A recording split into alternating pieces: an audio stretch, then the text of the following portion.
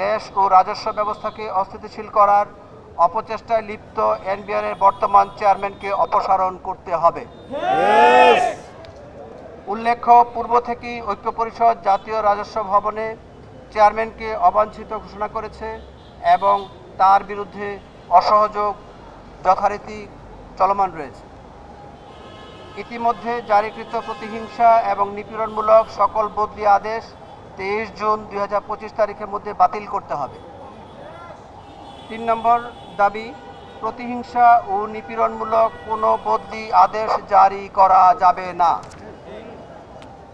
4 নম্বর দাবি, প্রেস বিজ্ঞপ্তি মারফত সরকারের ঘোষণা অনুযায়ী জাতীয় রাজস্ব বোর্ডকে বিলুপ্ত না করে বরং বিভাগের মর্যাদায় শক্তিশালী করা সহ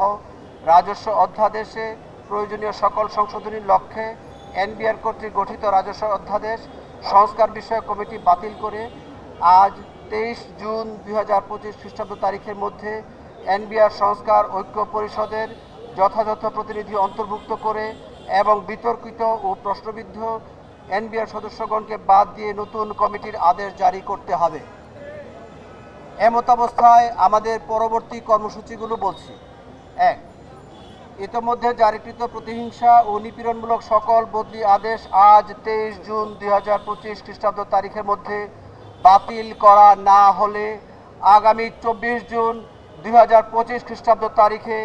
আন্তর্জাতিক যাত্রী সেবা এবং রপ্তানি ব্যতীত কাস্টমস ও ভ্যাট বিভাগের সকল দপ্তরে 9টা থেকে দুপুর 5টা পর্যন্ত ঢাকাস্থ এবং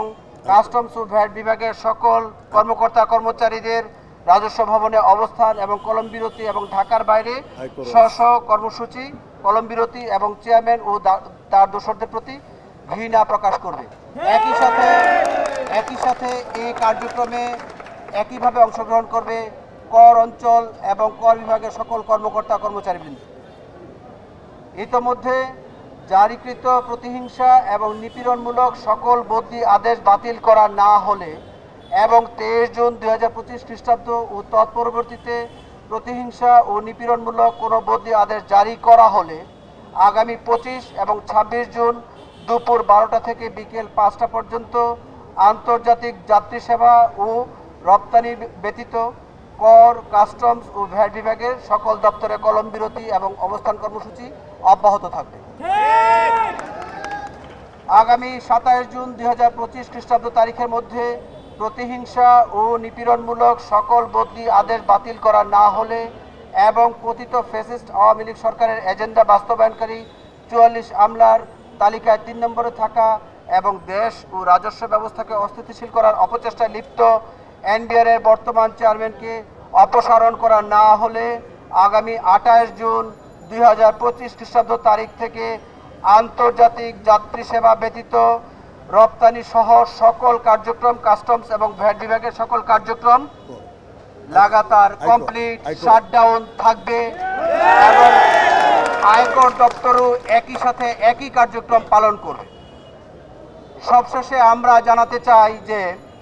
বিচিত্র সব বাধা এবং নানা অসহযোগিতার কারণে এনবিআর সংস্কার ঐক্য পরিষদ কর্তৃক পরিকল্পিত কেমন এনবিআর চাই শীর্ষক সেমিনার আয়োজনের